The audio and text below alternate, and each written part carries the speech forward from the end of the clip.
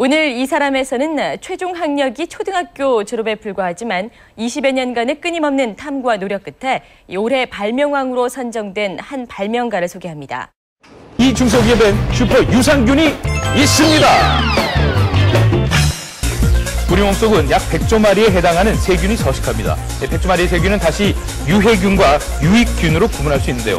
점차 서구화돼가는 식생활로 장내 유해균이 증가했고 이는 각종 질병의 원인이 되기도 했습니다. 슈퍼 유산균입니다. 얼마나 대단하면 유산균 이름 앞에 슈퍼라는 타이틀이 붙겠습니까? 1996년 설립이래 지금까지 총 150여 개의 특허를 출원했고 이 중 80개가 넘는 특허를 획득한 특허기업. 슈퍼 유산균을 개발하면 세계 특허에도 도전 중이라고 하는데요. 그거죠. 대단입니다. 대표님 특허 자랑이 여념이 없는데요. 업체는 연간 약 100억 원의 매출을 올리고 있습니다. 이 중 특허 관리에 사용되는 금액만 연간 5억 원. 미생물 사업을 하기 전에 16번을 사업을 했습니다. 그걸 보유하기 위한 그 비용도 만만치 않게 나오죠. 80여 개가 넘는 특허들 사이 빈 공간으로 남겨진 부분이 있는데요. 제가 이제 지금까지 이렇게 많은 특허도 내고 또 여러 가지 상도 받고 했는데요. 마지막 제가 여기 걸 거는 노벨상을 여기 걸고자 여기 좀 비워놓은 겁니다. 슈퍼 유산균을 통해 국민들의 건강 증진에 힘써온 10년 앞으로 더욱 최선을 다해 노벨 생리의학상을 하겠다는데요. 슈퍼 유산균이 독소를 만드는 유해균은 억제하고 효소를 만들어서 몸에 좋은 기능을 하는 유익균은 증식시켜주기 때문에 인류 건강에 크게 기여할 것으로 생각합니다. 인류가 저의 이러한 노력을 인정해 주는 날 저는 그 노벨상을 살 수 있다고 생각해서 끝까지 확신을 가지고 열심히 할 것입니다.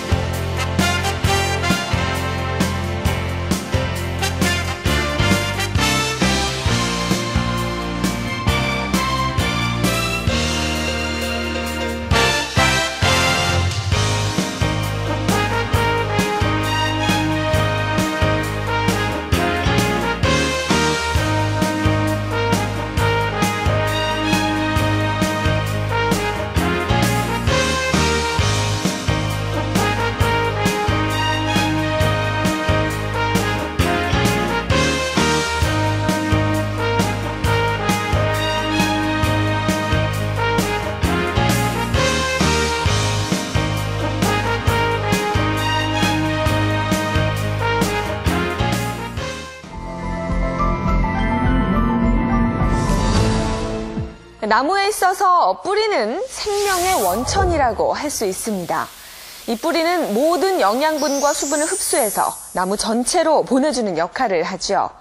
이 뿌리가 튼튼하지 못하면 잎이나 줄기가 제대로 자랄 수 없고 나무 전체가 이렇게 병들기도 합니다. 우리 몸에서 나무의 뿌리와도 같은 역할을 하는 것이 바로 장입니다. 이 장은 음식물의 영양분과 수분을 흡수해서 온몸으로 공급을 해주죠.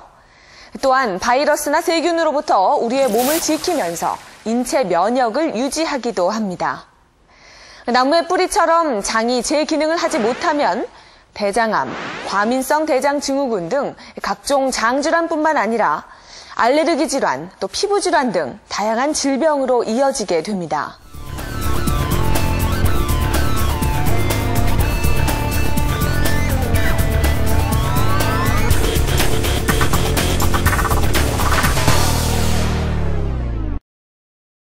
왜 토종 이 SAP 슈퍼 유산균을 제가 발표를 하자고 했던 마음엔 그 효소의 원조는 물론 당연히 독일이죠. 독일에서 발명을 했고 또 효소라고 하는 엔자임이라고 하는 오리지널은 엔주메입니다.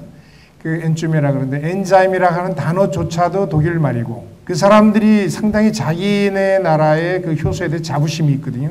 일본은 세계 최고의 효소 제조국이고 효소의 나라라. 그러니까 조선에 대한 일본에 있는 그 독일에 있는 닥터들이 그래요. 제가 동경대학이나 그 대학 교수들 쪽 우리 동기들을 보면 어떻게 한국이 감히 우리의 그 효소랑 비교할 수 있느냐. 제가 처음에는 아무 할 말이 없었어요. 한국에 나온 효소들을 제가 임상을 해봤더니 정말 일본 효소보다 이렇게 떨어지더라고요. 이때까지. 그러다가 이제 우리 박세준 회장님께서 개발하신 한국의 토종, 그 게르만 민족 쪽으로 해서 파란 눈을 가지고 있는 그 전문의들이, 의사들이 보는 이 우리 한국 토종 SAP 유산균에 대한 그 객관적인 평가와 300명 이상의 그런 그 환자들을 임상을 하루에 12시간씩 아침 8시부터 저녁 8시까지 아주 저희의 본래 그것을 좀 젖혀놓고 임상 실험을 했습니다. 근데 제가 효소에서 이런 엄청난 그 파워가 세계 최고라고 하는 독일, 두 번째라고 하는 일본 효소를 제치고 효과가 상당히 높은 거에 대해서 제가 상당히 아주 한쪽으로는 뿌듯하고 한쪽으로는 상당히 반응하는 긴장감이 돌고 아주 더 연구를 해야 될 필요가 있겠다는 그런 마음에서 연구를 했고 또 연구한 임상 사례를 지금 발표할 예정입니다. 그래서 제 이야기를 여러분들한테 이야기하게 되면 우리가 한국인이 한국의 걸 이야기하게 되면 우물 안의 개구리식으로 될 것 같아요.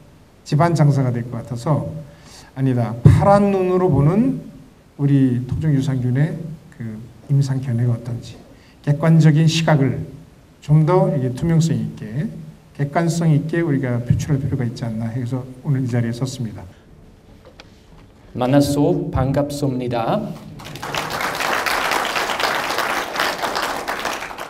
Mein Thema ist heute die Wichtigkeit von Enzymen in der medizinischen Heilbehandlung.